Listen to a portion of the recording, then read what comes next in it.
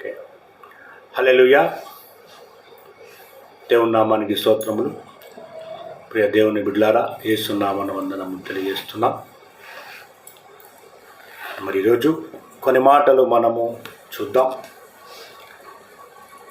నిన్నటి దినమున కొన్ని మాటలు మనము చూసుకున్నాము. అపవాది మరి ఎలాగా, అపవాది యొక్క క్రియలు ఎలాగుంటాయి, ఆలోచనలు ఎలాగుంటాయి, మరి అపవాది ఆత్మ చేసేటువంటి పనులు ఎలాగుంటాయని కొన్ని మనము నిన్న ధ్యానించినాము. యోహాను సువార్త నుండి మరి స్వయాన యేసు ప్రభువారే యూదులతో చెప్తున్నాడు, మీరు అపవాది సంబంధులు అని. కాబట్టి మరి ఈరోజు కూడా కొన్ని మాటలు చూద్దాం. మరి అపవాది మరి ఎలాగా త్రోసివేయబడ్డాడు అని ఇంకా కొన్ని మాటలు మనము చూద్దాం. ఈరోజు కూడా ప్రకటన గ్రంథము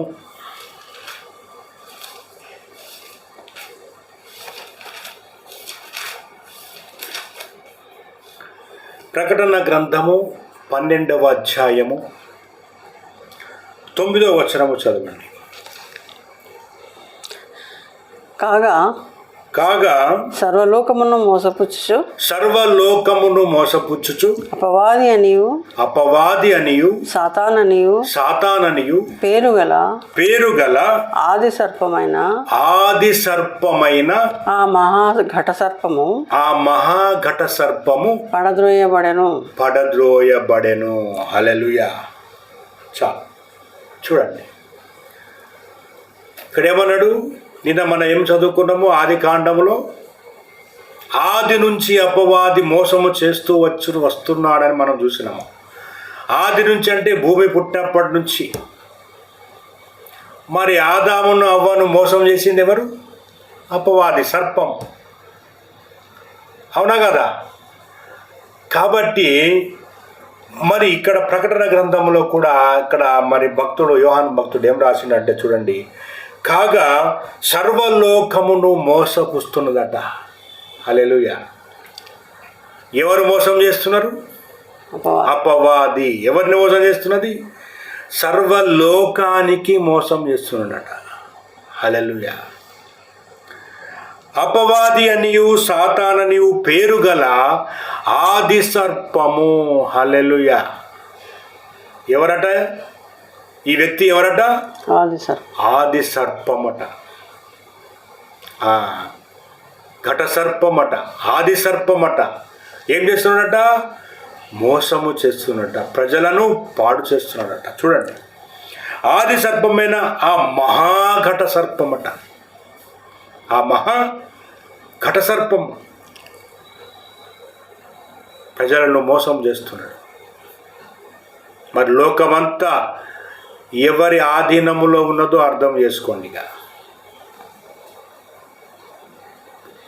అయితే చూడండి, ఆది సర్పమైన మహాఘట సర్పము పడద్రోయబడెను. ఏమైపోయిందట? పడద్రోయబడ్డవాడట. అంటే తోసివేయబడ్డాడు. అధికారములో నుంచి పడిపోయిన వ్యక్తి. అధికారం లేని వ్యక్తి ఎలాగుంటాడండి? అధికారం లేని వ్యక్తి అలాగైపోయాడు అపవాది. సో త్రోయబడెను. అది భూమి మీద పడద్రోయబడెను. హల్లెలూయా. ఎక్కడ పడద్రోయబడ్డదట? భూమి మీద. ఎవరు? అపవాది. ఎక్కడి నుంచి? పరలోకములో నుండి పడద్రోయబడ్డాడు. ఎందుకు పడద్రోయబడ్డాడని కొన్ని మాటలు నిన్న చూసినాము. ఈరోజు కూడా ఇంకా కొన్ని మాటలు చూద్దాం. ఎందుకు పడద్రోయబడ్డాడు? ఎలాగ ఉన్న వ్యక్తి, ఒక కెరూబుగా ఉన్నటువంటి వ్యక్తి మరి పడద్రోయబడ్డాడంటే కారణము ఏమిటి? ఇంకా కొన్ని మాటలు మనం క్లుప్తంగా చూద్దాం. యెషయా గ్రంథం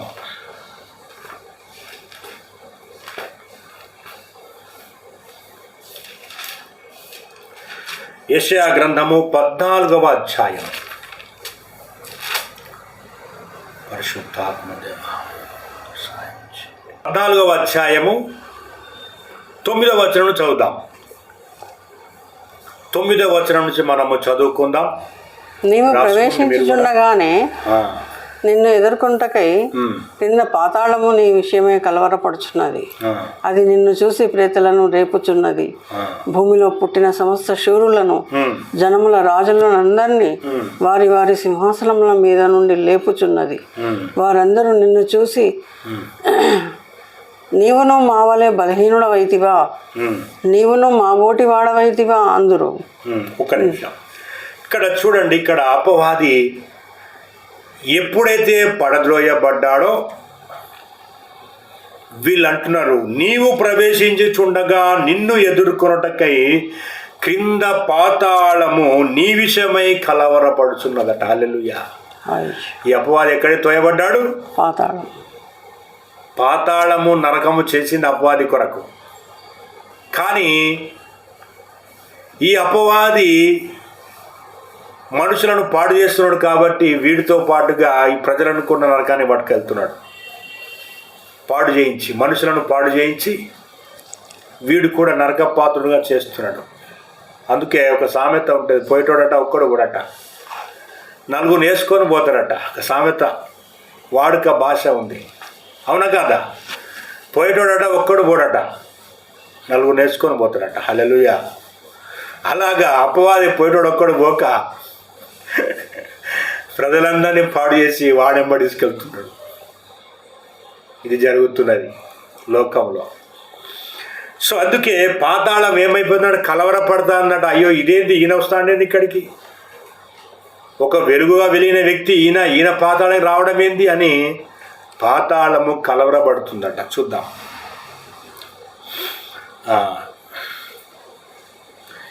10వ వచనంలో చూస్తే, వారందరూ నిన్ను చూచి నీవును మావలే బలహీనుడవైతివా అనుకుంటున్నారట వాళ్ళు. నీవును మాబోటి వాడవైతివా అంటున్నారు ఇక్కడ అపవాదికి. ఆ లోపల ఉన్నటువంటి ఆత్మలు చెప్తున్నాయి అపవాదితోని. చదవండి. నీ మహత్యమును నీ స్వరమండలముల స్వరమును పాతాళమున పడవేయబడెను, నీ క్రింద పురుగులు వ్యాపించును, కీటకములు నిన్ను కప్పును. ఒక్క నిమిషం చూడండి. ఇక్కడ ఇంకో మాట ఏమంటుందంటే 11లో, నీ మహత్యమును నీ స్వరమండలముల స్వరము. హల్లెలూయా. ఎలాగున్నట ఈ వ్యక్తి? పడిపోక మునుపు ఒక కెరూబుగా, ఒక తేజో నక్షత్రముగా వెలిగినటువంటి వ్యక్తి. ఎలాగైపోయిందట ఇప్పుడు? నీ మహాత్యమును నీ స్వరమండలముల స్వరమును పాతాళమున పడవేయబడినట్ట. హల్లెలూయా.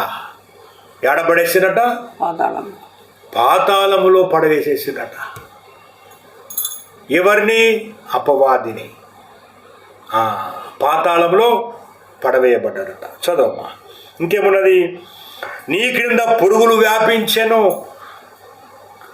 కీటకములు నిన్ను కప్పును. అబ్బాయి పరిస్థితి ఏంటిది? క్రిములు కీటకాలు కూడా పట్టుకుంటే అట.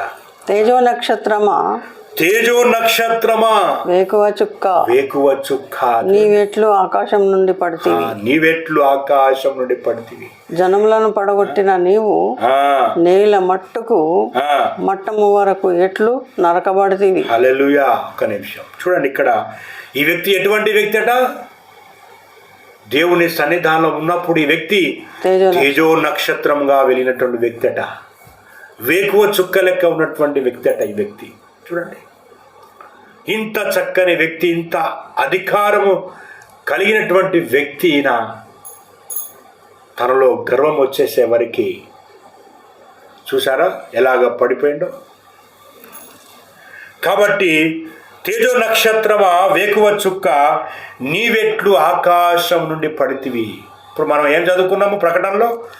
ఆకాశం నుండి త్రోయబడ్డాడు వ్యక్తి. కాబట్టి నీవెట్లు ఆకాశం నుండి పడితివి, జనములను పడగొట్టిన నీవు నేల మట్టం వరకు ఎట్లు నరకబడితివి. హల్లెలూయా. ఏం చేసినట్ట ఈ వ్యక్తి? జనములను పడగొట్టిండట. ఇప్పుడు కూడా జనములను పడగొడుతూనే ఉన్నాడు.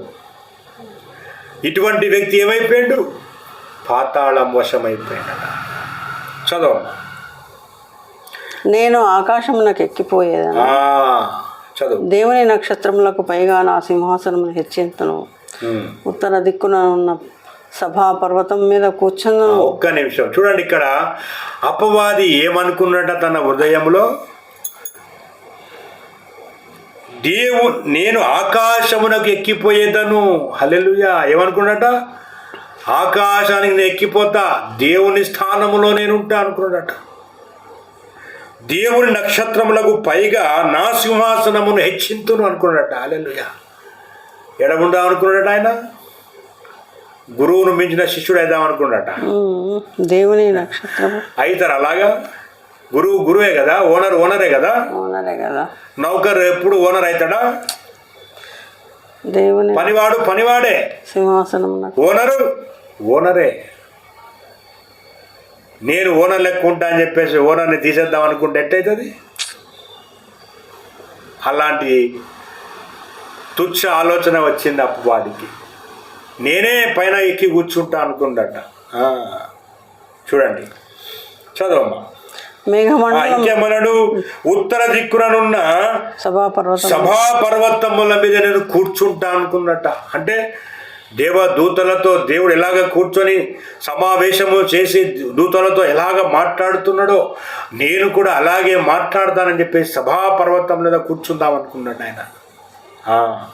మేఘమండలం మీదకి ఎక్కుదును, మేఘమండలం మీదకి ఎక్కేదను, మహోన్నతునితో నన్ను సమానునిగా చేసుకుందును, మహోన్నతునితో నన్ను సమానునిగా చేసుకొందును అని నీవు మనస్సులో అనుకుంటేవి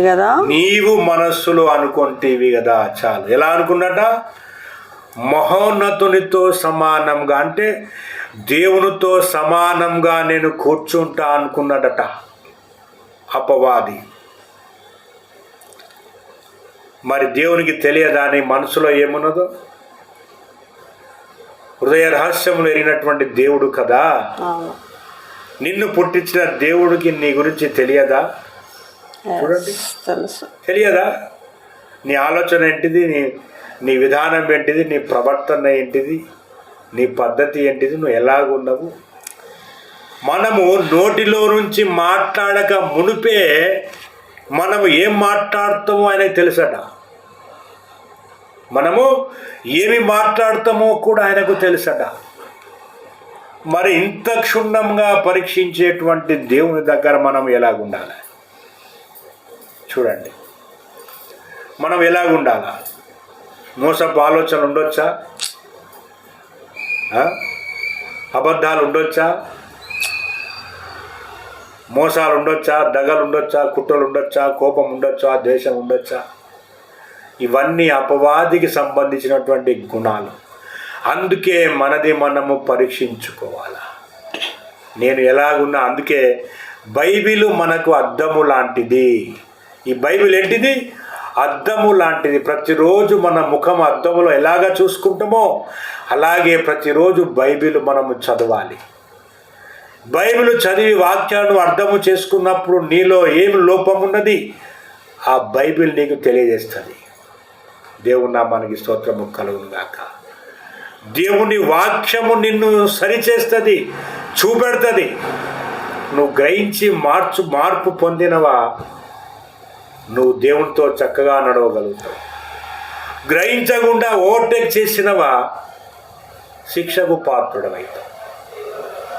కాబట్టి దేవుని బిడ్డలారా, గ్రహించాలి, వాక్యము గ్రహించాలి, సత్యము గ్రహించాలి. యేసుప్రభువు నిన్న ఏమన్నాడు యోహాను సువార్తలో? ఎవరి గురించి అన్నాడు ఆయన? యూదులకే చెప్పిండు మీరు అపవాది సంబంధులని, అన్యజనాంగము చెప్పలే, యూదులకే చెప్పిండు.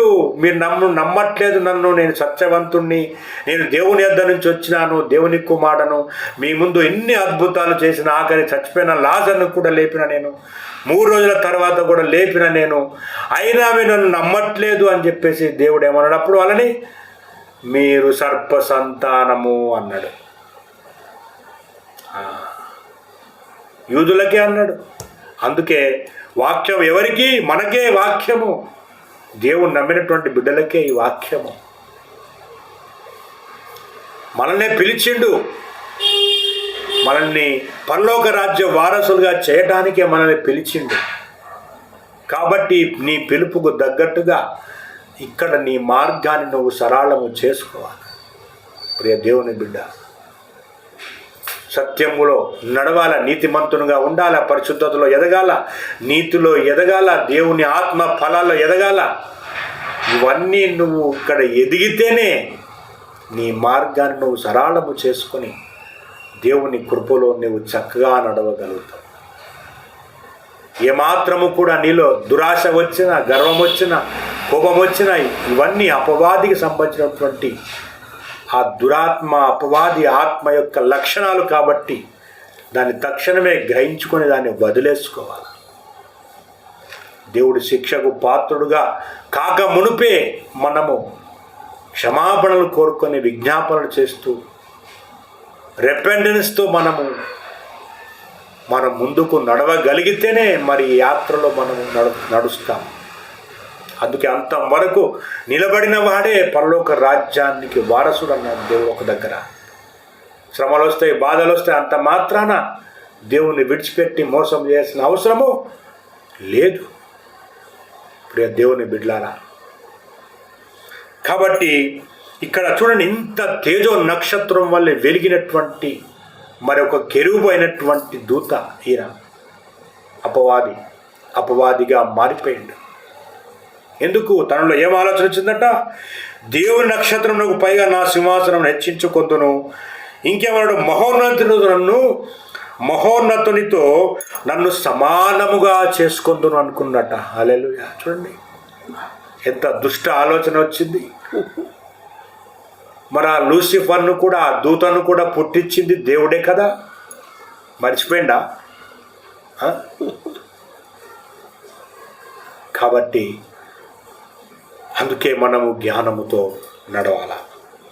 ఇంకేమన్నాడు? నీవు సమానంగా చేసుకొందును అని ఎక్కడ అనుకున్నట్టు అయినా నీవు మనస్సులో అనుకుంటేవట, హృదయంలో అనుకున్నట. హృదయంలో అనుకున్నా దేవుని తెలిసిపోతుంది. కాబట్టి చాలా జాగ్రత్తగా ఉండాలి. దేవుని రాజ్యం అంటే మామూలు కాదు. యేసు ప్రభుతో నడవడం అంటే అంత ఈజీ కాదు, అంత ఈజీ కాదు. అందుకే ప్రతిరోజు వాక్యం అవసరము, ప్రార్థన అవసరము. ఇవి దేనికి అంటే మనల్ని క్రమశిక్షణలో నడిపించడానికే. కాబట్టి నీవు మనసులో అనుకుంటేవి కదా. చదవము 10. నీవు పాతాళమునకు నరకంలో ఒక మూలకు త్రోయబడితివి. చాలు. నిన్ను చూచువారు నిన్ను నిదానించి చూచుచు ఇట్లు తలపోయేదురు. చాలు.